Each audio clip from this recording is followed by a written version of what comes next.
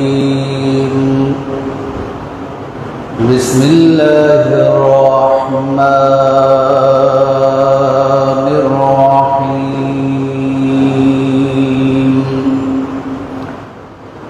إن الله وملائكته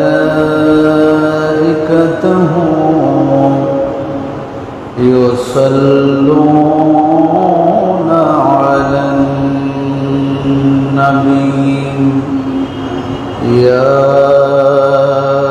أيها الذين آمنوا صلوا عليه وسلموا تسليما صلى الله على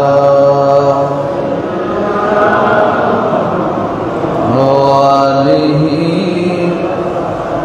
وسلم صلى الله على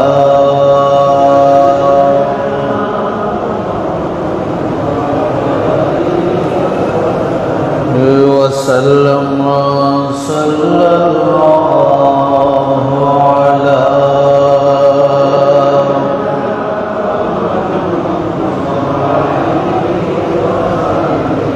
وسلم اللهم صل على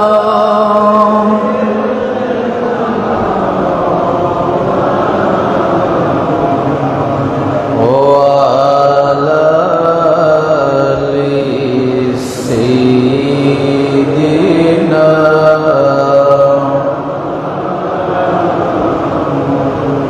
हम भिखारी वो करीम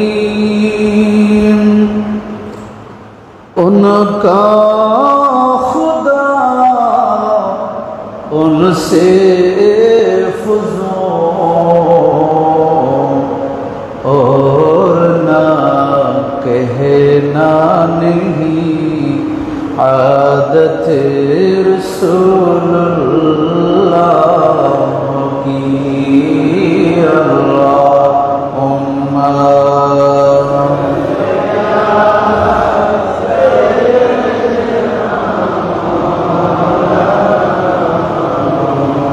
वअला आलि सय्यिदिना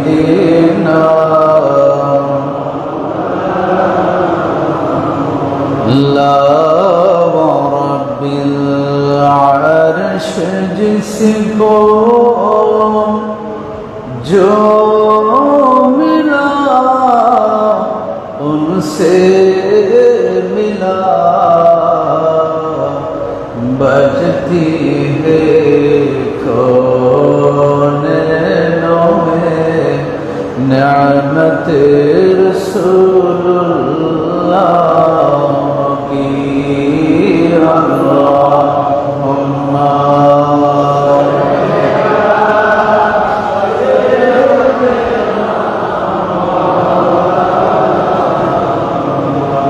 वअला आलि सय्यिदिना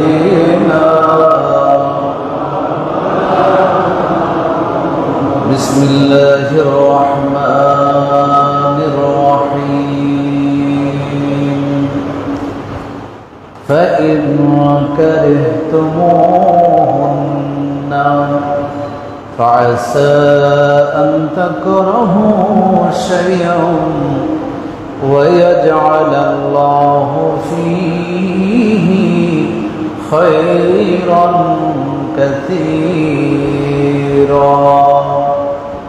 सदक़ल्लाहु मौलाना अज़ीम वबल्लगना रसूलुहुन नबियुल हबीबुल करीम वनहनु अला ज़ालिका मिनश शाहिदीन वाश-शाकिरीन मौलाया सल्लि व सल्लिम दाइमन अबदा अला हबीबिकल करीम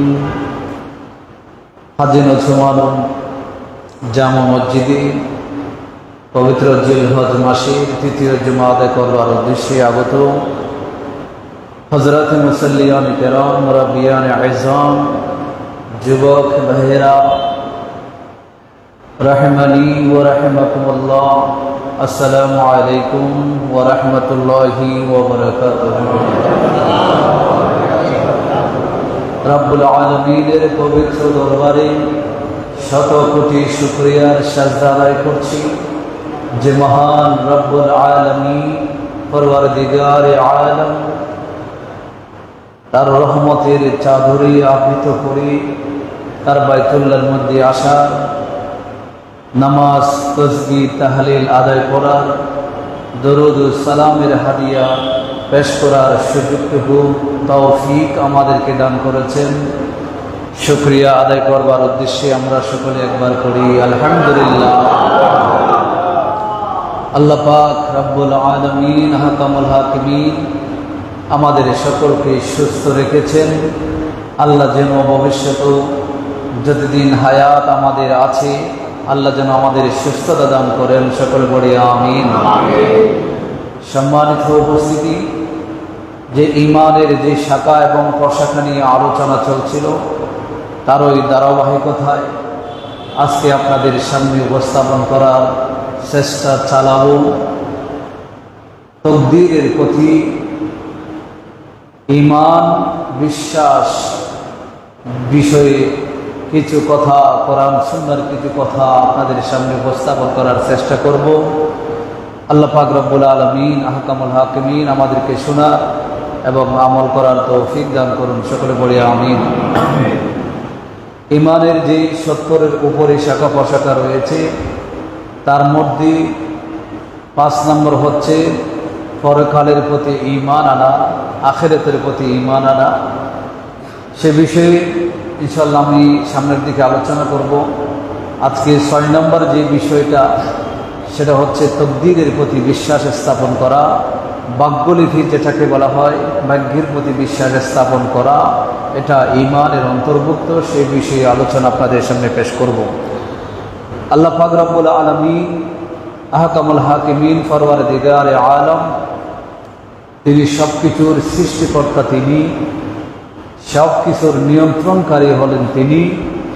এটা যদি আমরা মেনে থাকি, আমাদের রিজিক, আমাদের হায়াত, আমাদের মৃত্যু, আমাদের বিপদ আপদ, আমাদের উপর মুসিবত, আমাদের সুস্থতা এবং অসুস্থতা, সর্বোপরি আমাদের জীবনের সকল কিছুর নিয়ন্ত্রণ একমাত্র কার হাতে?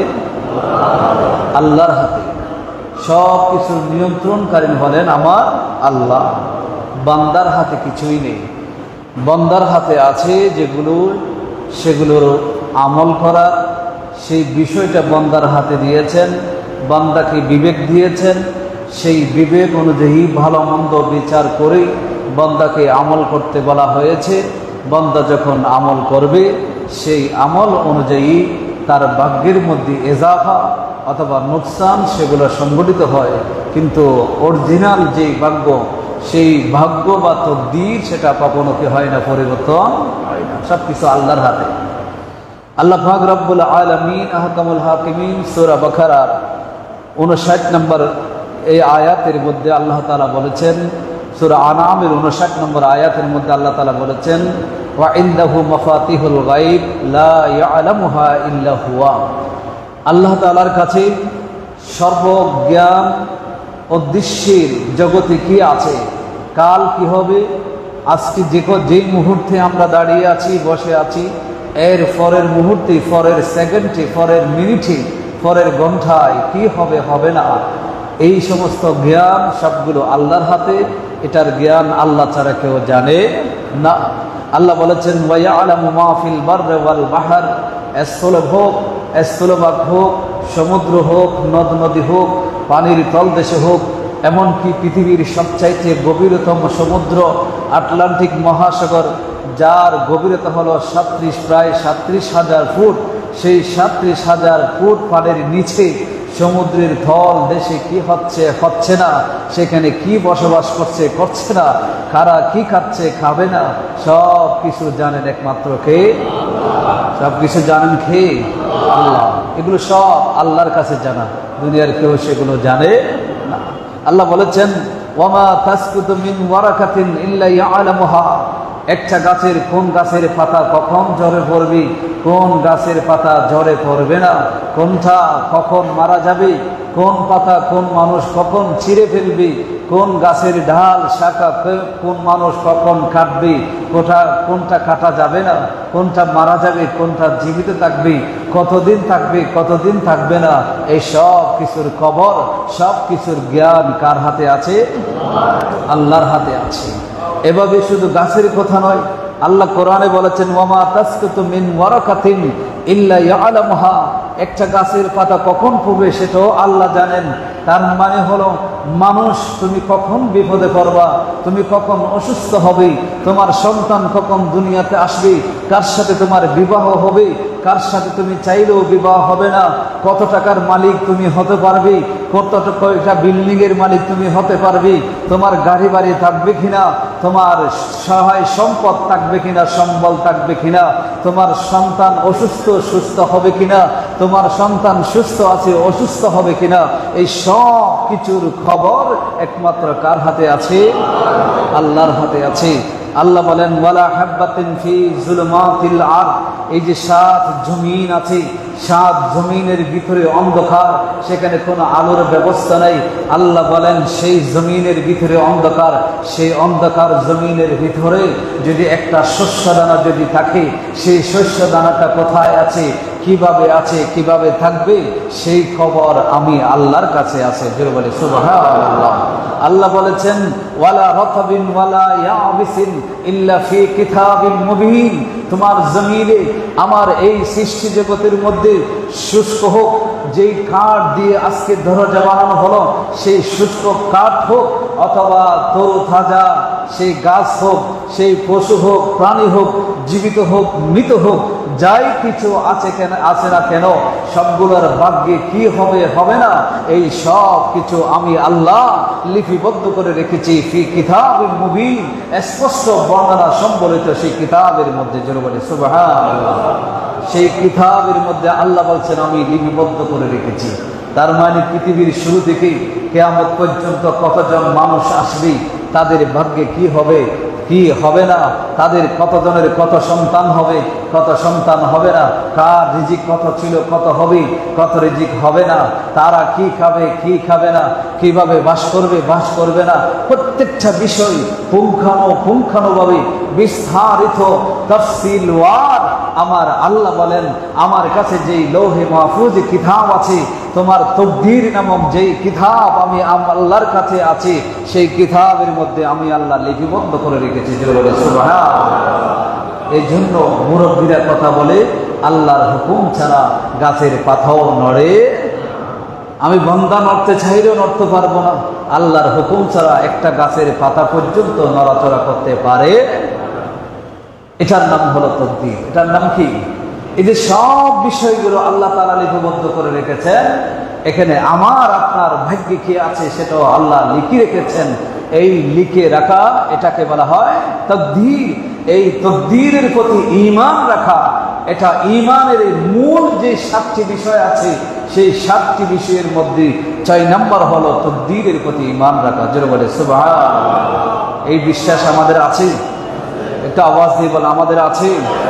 যদি বিন্দু পরিমাণ যদি সন্দেহ থাকে তাহলে ঈমানদার হওয়া যাবে না, ঈমানদার হওয়া যাবে। এমন বিষয় আছে অনেক সময় আমার জীবনে ঘটনা ঘটে গেল, তখন আমার পছন্দ হয় না। আমার কি হয় না? পছন্দ আসে না। আমাদের জীবনে আসে না? আমি অফিসে গেলাম, হয়তো একজন পিয়ন আমার সাথে ভালো ব্যবহার করে নাই, সেটা আমার পছন্দ হয় নাই। অথবা আমার নিচে ক্যাটাগরির একজন কর্মচারী আমার সাথে ভালো ব্যবহার করে নাই, আমার কথা শুনে নাই, সেটা আমার পছন্দ হয় নাই। এটা হতে পারে, এটা স্বাভাবিক একটা বিষয়, আমাদের পছন্দ হয় না। কিন্তু আল্লাহ তাআলা কি বলছেন? আল্লাহ রাব্বুল আলামিন বলছেন কুতিবা আলাইকুমুল কিতাল ওয়া হুয়া কুরহুল লাকুম। সাহাবীদেরকে লক্ষ্য করে আমার আল্লাহ বলছেন, ও আমার নবীর সাহাবীরা শোনো, আমি আল্লাহ তোমাদের উপর জিহাদ করা ফরজ করে দিয়েছি, অথচ ওয়া হুয়া কুরহুল লাকুম, এটা তোমাদের কাছে পছন্দ নয়। আমি তোমার জীবনে প্রচেষ্টা করা, জেহাদ করা, চেষ্টা করা, পরিশ্রম করা, কায়িক পরিশ্রম করে জীবিকা অর্জন করে, এটা তোমাদের জন্য আমি অবধারিত করে দিলাম।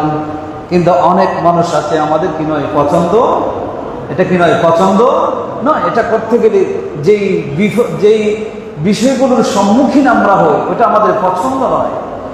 আল্লাহ রাব্বুল আলামিন বলেন ওয়াসা আন তাকরাহু শাইআন ওয়া হুয়া খায়রুল লাকুম। বান্দা এমন তো হতে পারে অতি শীঘ্রই তুমি এমন একটা জিনিস অপছন্দ করেছ, কিন্তু আমি আল্লাহ জানি এটা তোমার জীবনের জন্য কল্যাণকর। সুবহানাল্লাহ। আল্লাহ বলছেন এমন হতে পারে তুমি অপছন্দ করছো, কিন্তু আমি আল্লাহ সেখানে তোমার জন্য কল্যাণ লিখিত রেখেছি। ওয়া আসা আন তাকরাহু ওয়া আন তুহিব্বু শাইআন। আবার এমনও হতে পারে তুমি এমন কিছু পছন্দ করেছো তোমার এটা সবচেয়ে বেশি পছন্দ, ওয়া হুয়া শাররুল লাকুম, অথচ আমি আল্লাহ জানি এখানে তোমার অকল্যাণ, তোমার ক্ষতি সেখানে নিহিত রয়েছে। ওয়াল্লাহু ইয়ালামু। আল্লাহ বলেন বান্দা কোনটা তোমার জন্য ভালো, কোনটা তোমার জন্য খারাপ, তোমার জন্য ক্ষতিকর কোনটা, তোমার জন্য কল্যাণকর কোনটা, এটা তুমি জানো না। আল্লাহু ইয়ালামু, সেটা আল্লাহই সবচেয়ে বেশি ভালো জানেন। এবং আল্লাহ বলছেন ওয়া আনতুম লা তা'লামুন, বান্দা তোমরা সেটা জানো। এটা কার আয়াত? কে বলেছেন এটা? কথা বলেন না, কে বলেছেন? আল্লাহ। বিশ্বাস আছে তো? আমার জন্য কোনটা ভালো, আমার জন্য কোনটা ক্ষতিকর, এটা জানেন কে? আল্লাহ। বিশ্বাস আছে? আমার জন্য আমার ভালো মন্দ সব দিক বিবেচনা করি আল্লাহ আমার জন্য যেটা ভালো সেটা আমার কাছে দান করবেন, আমার জন্য যেটা ভালো নয় সেটা হয়তো আল্লাহ আমাকে দান করবেন না। কিন্তু দুনিয়ার সাময়িক কারণে, বিশেষ কোনো কারণে হয়তো আমার কাছে আল্লাহর দেওয়া সেই সিস্টেম আমার কাছে পছন্দ নাও হতে পারে, কিন্তু আল্লাহ বলতেছেন বান্দা তুমি জানো না এখানে আমি তোমার জন্য কল্যাণ লিখিত রেখেছি। জোরে বলে সুবহানাল্লাহ।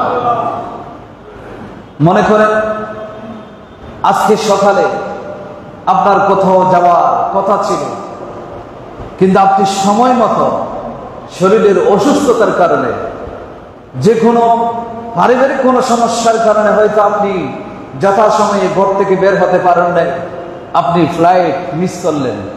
কিন্তু দেখা গেল মিডিয়াতে আসলো অনেক সময় যেরকম হয় সেই ফ্লাইটটি দুর্ঘটনার কবলে পড়েছে।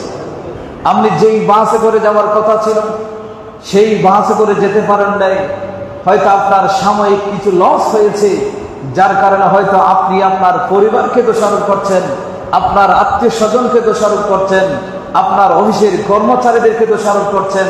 কিন্তু দেখা গেল যেই বাসে করে আপনার কোথাও যাওয়ার কথা ছিল ঠিক দেখা যায় সেই বাসটা কোনো দুর্ঘটনার কি হয়েছে শিকার। এরকম হয় না? হয়। এগুলো কেন হয়? কারণ আপনিও পছন্দ ছিল ওই বাস করে যাবেন, আপনার পছন্দ ছিল ওই ফ্লাইটে যাবেন, কিন্তু আল্লাহ চান নাই আপনাকে দুর্ঘটনার শিকার হন, এটা আল্লাহ চাই নাই। আল্লাহ আপনার ক্ষতি হোক সেটা চাই নাই। এই জন্য আল্লাহ যে কোনো একটা মাধ্যম সৃষ্টি করে, যে কোনো একটা সমস্যা সৃষ্টি করে আপনাকে লেট করিয়ে দিল। তখন আপনার এই লেট সময় বিলম্ব হওয়ার কারণে, আপনার ওই জায়গায় পৌঁছতে না পারার কারণে অনেক সময় আমরা দুর্ঘটনা থেকে কি পাই? রক্ষা পাই। এটা সব আল্লাহর খেলা, এগুলো সব আল্লাহ পাক রব্বুল আলামিন এটা জানেন। এই জন্য যখন আমরা এই ধরনের কোনো ক্ষতির সম্মুখীন হই, সাময়িক আমার কপালের চোখে যখন কোনো ক্ষতির সম্মুখীন হই, যে অফিসের কর্মচারী হোক, ঘরের পরিবারের কোনো সদস্য হোক, পাড়া মহল্লার কোনো সদস্য হোক, যে কোনো কারণে যদি আমরা ক্ষতির সম্মুখীন হই, তখন কোরআন হাদিসের কথা হলো যার কারণে তুমি মনে করছো ক্ষতির সম্মুখীন হয়েছ, তুমি তাকে কি করিও না, দোষারোপ করো না, তুমি সেটা ছেড়ে দাও, আল্লাহ এবং রসুলের উপরে ছেড়ে দাও, বিশেষ করে আল্লাহর উপরে ছেড়ে দাও। হয়তো আমার নসিবে ছিল না, এই জন্য আমার এই কাজটা এরকম হয়েছে, এতটুকু বলে তুমি তাকদীরের উপর কি রাখো? বিশ্বাস রাখো। আপনি যদি কাউকে দোষারোপ করেন তাহলে এই যে তাকদীরের প্রতি আপনার বিশ্বাস থাকার কথা, সেই বিশ্বাস আপনার থাকবে না, এটার মধ্যে একটু ঘাটতি চলে আসবে। এই ঘাটতি আসলে তখন ইমানদার হওয়া যাবে না। এই জন্য বিষয়টা খুবই ক্লিয়ারলি বুঝতে হবে।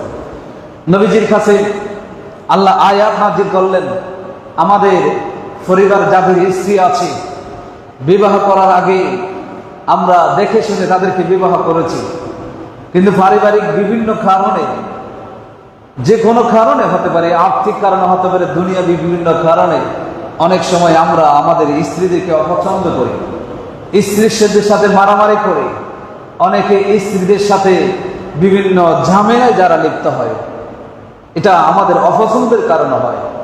এই ধরনের সমস্যা নবীর যুগেও ছিল। এই জন্য আল্লাহ তাআলা আয়াত নাযিল করেছেন আমার নবীর উপর। আল্লাহ বলেন, ফাইন কারিহতুমুহুন্না, তোমরা দেখছি তোমাদের অধীনস্থ যারা স্ত্রীরা আছে তাদেরকে তোমরা অপছন্দ করছো, অথচ আল্লাহ বলছেন ফাআসা আন তাকরাহু শাইয়ান, হতে পারে এরকম তুমি কিছু এমন বিষয়কে অপছন্দ করছো ইয়াজআলাল্লাহু ফীহি খায়রান কাসীরা, যেটা তুমি অপছন্দ করছো আল্লাহ সেখানে অগণিত কল্যাণ তোমার জন্য সেখানে নিহিত রেখেছেন। জোরে বলে সুবহানাল্লাহ। যেই স্ত্রীকে আপনার অপছন্দ এখন বর্তমানে, হয়তো তার গর্ভে আল্লাহ আপনাকে এমন একটা সন্তান দিবেন যেই সন্তানের কারণে আপনি হয়তো জান্নাতি হতে পারবেন, যেই সন্তানের কারণে পুরো বিশ্বের মধ্যে হয়তো আপনি বিখ্যাত হতে পারবেন, যেই সন্তানের কারণে আপনি বার্ধক্য বয়সে যখন আপনার সাহায্যের প্রয়োজন, সেবার প্রয়োজন যখন হয়, খেদমতের প্রয়োজন হয়, আল্লাহ পাক চাইলে এরকম একটা সন্তান সেই গর্ভে দান করতে পারে যেই সন্তান আপনাকে বার্ধক্য বয়সে আপনার সেবা করবে। এটা হতে পারে, এরকম হাজার কল্যাণ আল্লাহ বলছেন, এরকম হাজার কল্যাণ এই ধরনের স্ত্রীদের গর্ভে, এই ধরনের কল্যাণ স্ত্রীদের কারণে আল্লাহ কি করতে পারেন, তোমাকে দিতে পারেন। যেটা বলে সুবহানাল্লাহ। এই জন্য আপনার দুনিয়াবি কোনো কারণে আপনার অপছন্দ, যখন অপছন্দ হবে, সেই অপছন্দের কারণে যখন আপনার জীবন দুর্বিষহ হয়ে যাবে, কষ্টকর হবে, আপনার কাছে খুবই কষ্টকর মনে হবে, তখন সাথে সাথে তওবা করবেন, আল্লাহর কাছে ফারা চাইবেন, আল্লাহ আমার কাছে অপছন্দ ছিল যে কোনো কারণে, কিন্তু শয়তান সেখানে আগুনের মধ্যে ঘি দিয়ে সেই আমার জ্বালার, এই যে জ্বালার আগুন সেটাকে আরো জ্বালিয়ে দিয়েছে, যার কারণে আমার অপছন্দের মাত্রা বেড়ে গেছে, স্বামী স্ত্রীর মধ্যে দূরত্ব আরো বেড়ে যাচ্ছে। এই জন্য আল্লাহর কাছে তওবা করবেন, তকদীরকে বিশ্বাস করবেন, হয়তো আমার তকদীর এটা ছিল, এটার কারণে আল্লাহ তাআলা হয়তো আমার জন্য আরো বেশি কল্যাণ কি রেখেছেন, নিহিত রেখেছেন। এই কথা বলে তকদীরের উপর আপনি কি করবেন, বিশ্বাস করবেন। এটাই হলো শরীয়তের বিধান। জোরে বলে সুবহানাল্লাহ। এভাবে আবুল হাসান হিরকানি রাহমাতুল্লাহি আলাইহি, তার স্ত্রী তাকে গালিগালাজ করত, অকথ্য ভাষায় গালি দিত, তার কোনো সম্মান, তাকে কোনো সম্মান করত না। এরপরও তিনি স্ত্রীর সেই গালিগালাজ এগুলো সহ্য করতেন। মুরিদানরা জিজ্ঞাসা করেছিল, যখন দেখেছিলেন যে তিনি যখন জঙ্গল থেকে লাঙ্গলের বোঝা আনছেন বাঘের পিঠের উপর করে, তখন জিজ্ঞাসা করেছিলেন, আপনার কথা আপনার স্ত্রী শুনে না, কিন্তু জঙ্গলের বাঘ সিংহ পর্যন্ত আপনার কথা শুনে। তখন আবুল হাসান হিরকানি রাহমাতুল্লাহ আলাইহি বলেছিলেন, আমি আমার ঘরের স্ত্রীর সেই অকথ্য কথাগুলো, জ্বালাতনগুলো আমি সহ্য করি।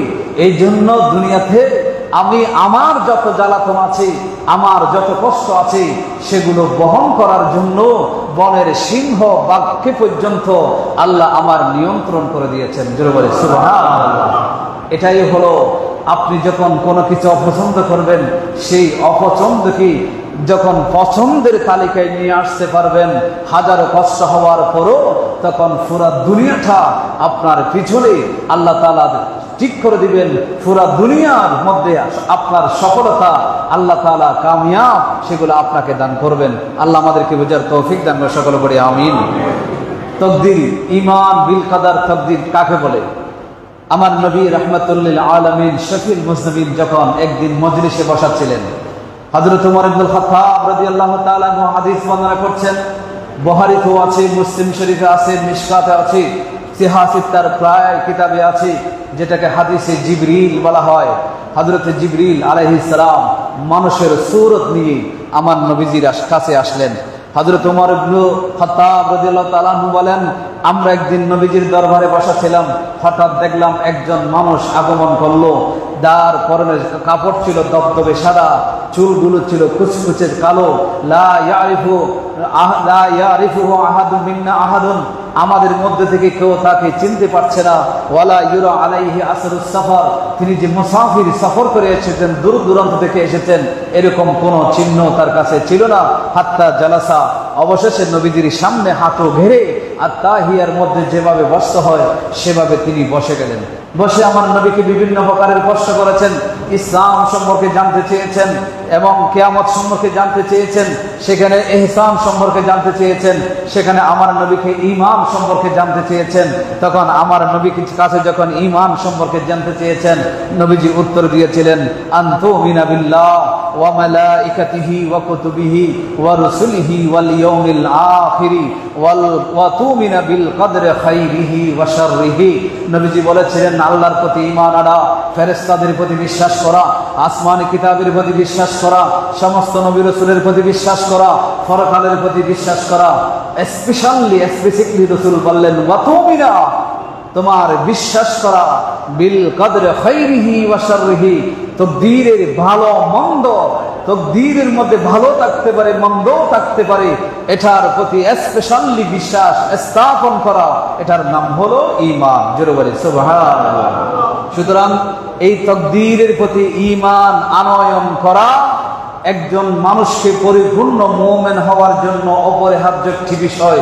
সুতরাং তকদীরের প্রতি যাদের ঈমান নেই, তাদের যে নামাজ পড়লো, লা ইলাহা ইল্লাল্লাহ মুহাম্মাদুর রাসূলুল্লাহ সাল্লাল্লাহু আলাইহি সাল্লাম কলমা পাঠ করলো, আল্লাহকে সাক্ষ্য দিল, এক বলে নবীকে সাক্ষ্য দিল, এরপরে নামাজ, ইবাদত, বন্দেগী যা আছে সবগুলো আদায় করলো, আখিরাতকেও বিশ্বাস করলো, কিন্তু তকদীরের প্রতি তার বিশ্বাস নাই, অথবা বিশ্বাস আছে অল্প, আছে অল্প নাই, এটার মধ্যে যদি ঘাটতি দেখা দেয়, তাহলে সেই মানুষ কখনো ঈমানদার হতে পারবে না। ঈমানদার যদি না হয়, তাহলে জান্নাতে যাওয়ার সেই গ্যারান্টিও পাওয়া যাবে না। এই জন্য তকদীরের ভালো মন্দের প্রতি বিশ্বাস আমাদের করতে হবে। একটা বিষয় ভালো করে খেয়াল করবে, আজকে পুরো বিশ্ব আমরা কত ভাগ্যবান, আমাদের তকদীর আসলে ভালো। আমরা বলবো, হয়তো আমার তকদীর খারাপ, এই জন্য আমার ব্যবসায় মন্দ যাচ্ছে, আমার তকদীর খারাপ, এই জন্য মনে হয় আমার শারীরিক অসুস্থতা দিন দিন বেড়েই চলছে। আমরা মনে করি আমরা হয়তো তকদীর খারাপ, এই জন্য আমার টাকা পয়সা নেই। আমরা মনে করি আমার তকদীর খারাপ, এই জন্য ঘর বাড়ি করতে পারি নাই, আমরা গাড়ি বাড়ি নেই। এগুলো আমরা তকদীর, নসিবের উপর আমরা দোষারোপ করি। কিন্তু আপনি চিন্তা করে দেখেছেন, আজকে পুরো বিশ্বের মধ্যে যা আগে ছিল সেগুলোর কথা বলছি না, যারা বর্তমানে বিশ্বে জীবিত আছে, যে মানুষগুলো পুরো বিশ্বের মধ্যে 195টি, প্রায় 200টি দেশ, 195টি স্বাধীন যেই দেশগুলো আছে, সেই সবগুলো দেশের মধ্যে আজকে প্রায় 800 কোটি মানুষ কি করে বসবাস করে। কয়শো কোটি? একটা আওয়াজ দিয়ে বলেন। 800 কোটি মানুষ আজকে বিশ্বের মধ্যে কি করে আমরা জীবিত আছি। সেই 800 কোটির মধ্যে আমি একজন সদস্য, আপনি একজন সদস্য। সে 800 কোটির ভিতরে, সেই 800 কোটি মানুষ সবাইকে আল্লাহকে ডাকে? কথা বলেন না। আল্লাহকে ডাকে? আল্লাহকে ডাকে না। কেউ গাছের পূজা করে, কেউ বাঁশের পূজা করে, কেউ হাইওয়ান গরু ছাগলের পূজা করে, কেউ পাথরের পূজা করে, কেউ নিজ হাতে পুতুল বানিয়ে সেই পুতুলের কি করে পূজা করে। সবাই আল্লাহকে ডাকে না, আল্লাহকে বিশ্বাস করে না, আল্লাহর যে অস্তিত্ব সেটা মানে না। এক আল্লাহ যে একজন আছে, সৃষ্টিকর্তা, সবকিছুর নিয়ন্ত্রণকারী, সেটা তারা মানে না। কারা মানে? এই মানে যারা, তাদের সংখ্যা কত? আপনি ইন্টারনেটে চার্জ করতে পারেন, যেগুলো জনসংখ্যার রিপোর্ট যেগুলো, সেগুলো আপনি চার্জ করতে পারেন। সেখানে দেখবেন 180 থেকে 190 কোটি মানুষ মাত্র 800 কোটির মধ্যে, শুধুমাত্র 180 থেকে 190 কোটি মানুষ শুধুমাত্র এক আল্লাহকে মানে। জোরে বলে সুবহানাল্লাহ। এখন আপনি আল্লাহকে এক আল্লাহ হিসেবে মানেন? কথা বলেন না, মানেন তো? আমরা সবাই মানি না? তা আল্লাহ তাআলা আমাকে চাইলে 800 কোটির ভিতরে আমাকে রেখেছেন, কিন্তু সেই 800 কোটির ভিতরে যারা 190 কোটি মানুষ, যারা শুধুমাত্র একমাত্র আল্লাহ যে সৃষ্টিকর্তা, আল্লাহ যে মালিক, যারা মানে 190 কোটি, সেই 190 কোটির ভিতরে আমাকেও রেখেছেন। জোরে বলি সুবহানাল্লাহ। এটা আমার নসিব ভালো না খারাপ? এটা আমার নসিব ভালো না খারাপ? এটা আমার নসিব ভালো, আমার তকদির ভালো, আমার নসিব এটা আল্লাহ ভালো দিয়েছেন। এই জন্য আল্লাহ এতগুলো মানুষের ভিতরে ওই আল্লাহকে ডাকার মতো যারা 190 কোটি মানুষ আছে, আল্লাহকে মানার মতো যে 190 কোটি মানুষ, 800 কোটির ভিতরে সেই 190 কোটি মানুষের ভিতরে আমাকে স্থান দিয়েছেন। বলি না সুবহানাল্লাহ। এখন আবার আসেন, সেই 190 কোটি মানুষের ভিতরে এই মুসলিম যারা আমাদেরকে আল্লাহ একত্ববাদ যারা বিশ্বাস করে, এই একত্ববাদের ভিতরে 73টি ফেরকা হবে। সেই 73 ফেরকা এখনো আছে, কিয়ামত পর্যন্ত থাকবে। সেই 73 ফেরকার ভিতরে নাজাতি ফেরকা হলো আহলে সুন্নাত ওয়াল জামাত, যারা আল্লাহকে মানে, আমার নবীকে নবীর মতো বিশ্বাস করে, সাহাবীদের আকীদা মানে, সাহাবীদেরকে বিশ্বাস করে, সাহাবীদেরকে অনুসরণ করে, আল্লাহকে অনুসরণ করে, নবীকে অনুসরণ করে, সাহাবীদের সুন্নাহকে অনুসরণ করে আমি বিশ্বাস করি, আমি আহলে সুন্নাত ওয়াল জামাতের আকীদায় বিশ্বাসী। সুতরাং আমার নসিব ভালো যে আল্লাহ যেই সমস্ত 73টি ফেরকা আছে, সেই ফেরকাগুলোর ভিতরে একমাত্র যেটা নাজাতি দল আহলে সুন্নাত ওয়াল জামাত, সেই ফিরকার অন্তর্ভুক্ত আমাকে আপনাকে করেছেন। জোরে বলে সুবহানাল্লাহ। এই আহলে সুন্নাত ওয়াল জামাতি নাজাতি দল যারা আছে, সেই নাজাতি দলের ভেতরে অনেক মানুষ আছে আকীদা ঠিক থাকার কারণে হয়তো একদিন নাজাত পাবে, কিন্তু নামাজ পড়ে না, নামাজ পড়ে না, যাকাত দেয় না, রোজা পালন করে না। কিন্তু আল্লাহ আমাকে সেই দলের অন্তর্ভুক্ত করে নাই। আল্লাহ আমাকে আহলে সুন্নাত ওয়াল জামাতের আকীদায় বিশ্বাসী হওয়ার পাশাপাশি আমাকে 5 ওয়াক্ত নামাজ মসজিদে এসে জামাত সহকারে আদায় করার সুযোগ আমাকে দিয়েছেন। জুমার নামাজে আসার সুযোগ আমাকে দিয়েছেন। আমাকে একজন এই মসজিদের ঐতিহ্যবাহী এই মসজিদের মুসল্লির কাতারে শামিল হওয়ার সেই সুযোগ আমাকে দিয়েছেন। এটা কি আমার নসিব ভালো এই জন্য দিয়েছেন না খারাপ দিয়েছেন? ভালো দিয়েছেন। তো এটাই তো আমার তকদির ভালো, আমার নসিব ভালো। এই জন্য আজকে আমি মসজিদে আসতে পারলাম। এই জন্য আল্লাহর 24টা ঘন্টা আল্লাহর শুকরিয়া আদায় করা দরকার। আল্লাহ যাকে তোমাকে মানে না, যারা তোমাকে মানে না, তাদের অন্তর্ভুক্ত আমাকে করে নাই। আবার যারা তোমাকে মানে ঠিক, কিন্তু সাহাবা নবী তাদেরকে মানে না, তাদের অনুসরণ করে না, তাদের অন্তর্ভুক্ত আমাকে করে নাই। যারা তোমার নবীকে মানে, তোমার সাহাবীদেরকে মানে, সাহাবীদের আকীদায় বিশ্বাস করে, তাদের অন্তর্ভুক্ত তুমি আমাকে করেছো। আবার তাদের মধ্যে অনেকে বেনামাজি আছে, সেই বেনামাজের অন্তর্ভুক্ত আমাকে করে নাই। আমাকে তুমি ওই সমস্ত মানুষের অন্তর্ভুক্ত করেছো যারা 5 ওয়াক্ত নামাজ মসজিদে গিয়ে আদায় করতে পারছে, আদায় করার ক্ষমতা আছে, জামাতে শরীক হওয়ার শামিল হওয়ার ক্ষমতা দিয়েছ, তাদের অন্তর্ভুক্ত আমাকে করেছো। এই জন্য আল্লাহর কাছে 24টা ঘন্টা কি করা দরকার? শুকরিয়া আদায় করা দরকার। কারণ আমার নসিব ভালো, আমার নসিব ভালো। এটাই হলো তকদির। এই তকদিরের প্রতি কি রাখতে হবে? আমাদের বিশ্বাস। কথা বলে না, কি রাখতে হবে? বিশ্বাস রাখতে হবে। এটাই তকদির। এই তকদিরের প্রতি বিশ্বাস রাখা, এটা হলো ঈমানের একটা অপরিহার্য বিষয়। আল্লাহ আমাদেরকে বোঝার তৌফিক দান করুন। সকলে পড়ি আমিন। দুনিয়ার জমিনে আপনি চাইলেও আমার কোনো ক্ষতি করতে পারবেন না, আমি চাইলেও আপনার কোনো ক্ষতি করতে পারবো, কারণ এটা নসিবে দেওয়া আছে। এটা আমার নসিবে, আপনার নসিবে কি করে দেওয়া আছে? লিপিবদ্ধ করে দেওয়া আছে। কিতাব হাদিসে পাকের মধ্যে এসেছে, বুখারীতেও এসেছে।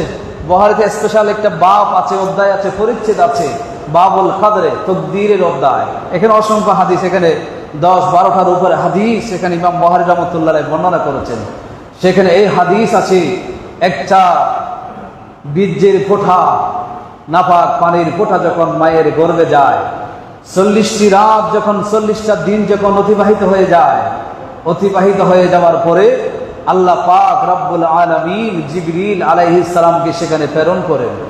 জিবরিল আলাইহিস সালাম সেখানে যাওয়ার পরে সেটার মধ্যে চামড়া, হাত, এই যে আমাদের দেহ, যে আমাদের গঠন, সেটা জিবরিল আলাইহিস সালাম দান করেন। দান করার পরে এক বর্ণনায় এসেছে জিবরিল ফেরেশতা আল্লাহর কাছে জিজ্ঞাসা করেন, আরেক বর্ণনায় এসেছে সেই ফেরেশতা সেই গঠনটা নিয়ে আল্লাহ পাক রব্বুল আলামিনের কাছে চলে যায়। জোরে বলে সুবহানাল্লাহ।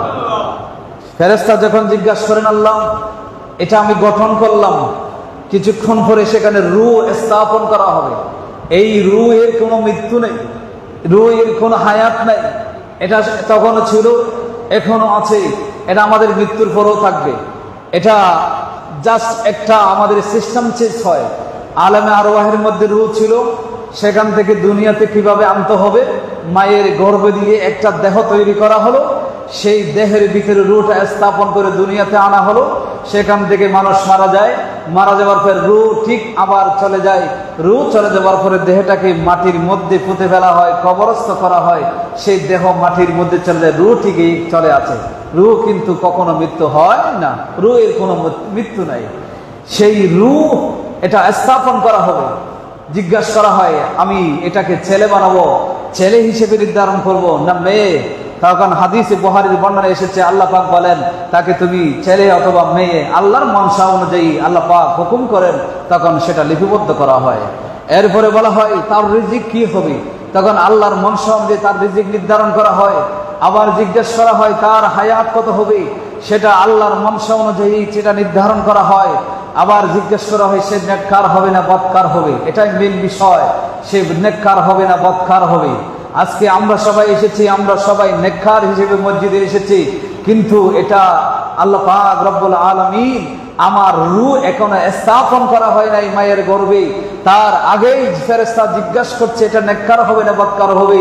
আল্লাহর মনসা অনুযায়ী বলেন তাকে নেককার করে দাও অথবা বদকার করে লিপিবদ্ধ করে দাও, তখন ফেরেশতা নেককার অথবা বদকার, ভালো এবং মন্দ যে কোনো একটা সেটা সেখানে লিপিবদ্ধ করা হয়। এরপরে আল্লাহ পাক রব্বুল আলামিনের নির্দেশে সেই ফেরেশতা রূহটা স্থাপন করেন, রূহ স্থাপন করে দিয়ে সেই বাচ্চা মায়ের গর্ভটাকে যেই খাতায় লিপিবদ্ধ করা হলো সেই খাতা নিয়ে দফতরে নিয়ে ফেরেশতা আল্লাহ পাক রব্বুল আলামিনের দরবারে চলে যায়। জোরে বলে সুবহানাল্লাহ। এটা কখনো পরিবর্তন হয় না, এটা লিপিবদ্ধ করা হয়েছে। পৃথিবীর জমিনে আপনার জন্য যত টাকা বাজেট করা হয়েছে, যত সংখ্যক বাজেট করা হয়েছে, এক ফোঁটাও যদি অবশিষ্ট থাকে ততক্ষণ পর্যন্ত আপনার মৃত্যু হবে না। এক ফোঁটা পানি যদি আপনার পান করার যদি অবশিষ্ট থাকে, এটা যতক্ষণ আল্লাহ আপনাকে পান করাবে না ততক্ষণ আপনার মৃত্যু হবে না। আর যদি আপনার বাজেট যদি শেষ হয়ে যায়, বাজেট যদি শেষ হয়ে যায়, হায়াত থেকে গেছে, ততক্ষণ হায়াত যতক্ষণ শেষ হয়ে নাই, বাজেট শেষ, তখন আপনাকে উপবাস থাকতে হবে, ওই না খেয়ে আপনাকে মরতে হবে। না খেয়ে যতদিন হায়াতের বাজেট অবশিষ্ট আছে ততদিন আপনাকে থাকতে হবে, না খেয়ে থেকে আপনাকে মরতে হবে। সুতরাং এগুলো আল্লাহ পাক রব্বুল আলামিন আগে থেকে নির্ধারণ করেছেন। আমার কি হবে হবে না সেটা নির্ধারণ করেছেন। আমরা মনে করি আমি তাকে চাকরি থেকে বরখাস্ত করলাম, তার ব্যবসার মধ্যে ক্ষতি করে দিলাম, আমরা অনেকে মনে করি তাকে শেষ করে দিয়েছি, তাকে ধ্বংস করে দিয়েছি। তুমি তাকে ধ্বংস করো নাই, বরং নিজের ধ্বংস ডেকে এনেছো। কারণ কোন মানুষের ক্ষতি করতে পারে না।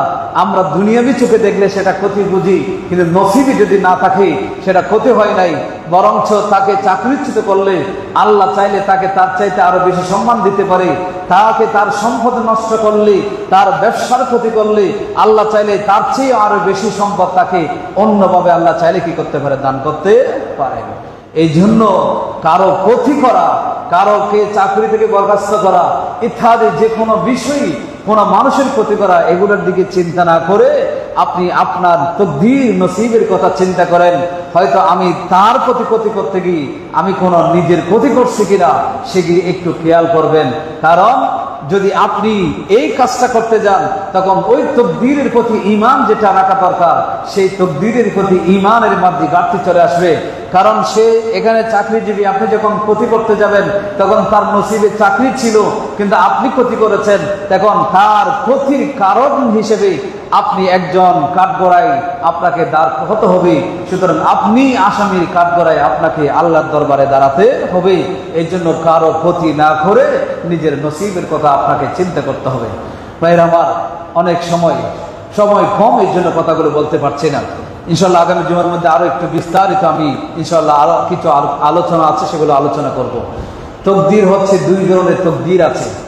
একটাকে বলা হয় তকদিরে মুবাররাম, এটা হচ্ছে চূড়ান্ত ফয়সালা, এটা কখনো কি করা যায় না, পরিবর্তন করা যায় না। আরেকটা তাকদীর আছে যেটা চূড়ান্ত নয়, এটা হচ্ছে ঝুলন্ত অবস্থায় আছে, এটাকে কিন্তু পরিবর্তন করা যায়।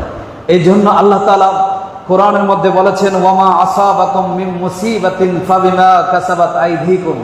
আল্লাহ বলেছেন তোমার উপর যেই মুসিবত তোমার কাছে এসেছে, এই মুসিবত এটা আমার পক্ষ থেকে জুলুম হিসেবে তোমার কাছে কোনো কারণ হিসেবে যায় না, এটা তুমি এটার যোগ্য ছিলা, তোমার কৃতকর্মের ফলস্বরূপ এটা তোমার কাছে এই মুসিবত কি করেছে, তোমার কাছে উপস্থিত হয়েছে। এই জন্য এটাকে বলা হয় তাকদীরে মুআল্লাক, তাকদীর ঝুলন্ত অবস্থায়।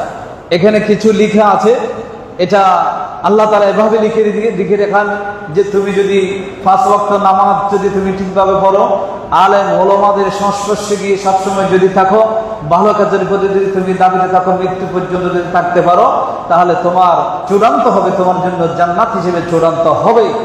আর যদি তোমাকে বিবেক দিলাম, বুদ্ধি দিলাম, সেটাকে কাজে লাগিয়ে, জ্ঞান দিলাম, সেটাকে কাজে লাগিয়ে তুমি যদি ভালো মানুষের সংস্পর্শে গিয়ে তুমি যদি নিজেকে ভালো করতে না পারো, ভালো কাজ করতে না পারো, তোমার চূড়ান্ত তকদির হচ্ছে জাহান্নাম, তখন তোমার জন্য চূড়ান্ত হয়ে যাবে জাহান্নাম। এই জন্য তাকদীরে মুআল্লাক এটা পরিবর্তন হয়। হাদিসে পাকের মধ্যে এসেছে, লা ইয়ারুদ্দুল কদরা ইল্লা বিদুআ, দোয়া ছাড়া তকদীর তথা তাকদীরে মুআল্লাক এটা দোয়া ছাড়া পরিবর্তন হয় না। ভালো কাজ দিয়ে পরিবর্তন করতে হয়, মা বাবার সেবা দিয়ে পরিবর্তন করতে হয়, মুরব্বীদের সম্মান করে সেখানে পরিবর্তন করতে হয়, এগুলো তারপর দোয়া করার মাধ্যমে সেগুলোকে পরিবর্তন করতে হয়। যেই পরিবর্তন হবে কি হবে না, ওটাও আপনার নসিবে আল্লাহ তাআলা লিখে দিয়েছেন। এই মানুষটার তকদিরে আমি এটা লিখে রাখলাম, সেই মানুষটার কাছে এটাও লিখে রাখলাম, সে ইমাম সাহেবের কাছে যাবে, ইমাম সাহেবকে নিয়ে আল্লাহর কাছে দোয়া করবে, তখন সেই দোয়া আল্লাহর দরবারে কবুল হবে, তখন তার জন্য এটা চূড়ান্ত হয়ে যাবে। এটাও আপনার আমার তকদিরে কি করা আছে, লেখা আছে। এই জন্য কিছু কাজ আল্লাহ তাআলা মানুষের বিবেকের কাছে ছেড়ে দিয়েছেন, এটা হচ্ছে তাকদীরে মুআল্লাক, এটা হচ্ছে কি তাকদীরে মুআল্লাক, ঝুলন্ত অবস্থায় আছে। এটা এই জন্য আমাদেরকে আমল করতে হবে। সাহাবীরা নবীকে জিজ্ঞাসা করেছেন, ইয়া রাসূলুল্লাহ, যে তাকদীরের উপর যে সবকিছু লেখা থাকে তাহলে আমল কেন করব? তো নবীজি বলেছিলেন, তুমি যদি জান্নাতে হও, জান্নাতের আমল তোমার জন্য সহজ হবে, আল্লাহ তোমার জন্য সেই রাস্তাটা সহজ করে দিবেন। আর তুমি যদি জাহান্নামে হও, জাহান্নামের আমল তোমার জন্য সহজ হবে, জাহান্নামের কাজগুলো তোমার জন্য সহজ হয়ে যাবে। সুদ খাওয়া, ঘুষ খাওয়া, জুলুম করা, এগুলো তোমার জন্য সহজ হবে, কিছু ব্যাপারে হয় না, তোমার জন্য এরকম হয়ে যাবে। তখন তুমি মনে করো তোমার জন্য জাহান্নামের রাস্তাটা সহজ, তোমার তকদীরে সেই জাহান্নাম লেখা আছে, এই জন্য তোমার জন্য জাহান্নামের কাজগুলো কি হয়েছে, সহজ হয়েছে। নামাজ যখন পড়তে পারবেন না, মসজিদে আসতে মন চাইবে না, নামাজ পড়তে মন চাইবে না, তখন আপনাকে প্রশ্ন করবেন, নামাজ না পড়া জাহান্নামীদের আলামত। এই জন্য কি আমাকে কি আল্লাহ জাহান্নামের জন্য মনে হয় তৈরি করেছে? হায় হায় আফসোস। সেই মুহূর্তে তওবা করে সাথে সাথে মসজিদে চলে আসেন, তখন জান্নাতের রাস্তা আপনার জন্য প্রশস্ত হয়ে যাবে। আল্লাহ আমাদেরকে বুঝার তৌফিক দান করে, সকলে বলে আমিন। সম্মানিত উপস্থিতি, একটা বিষয় আপনাদের সামনে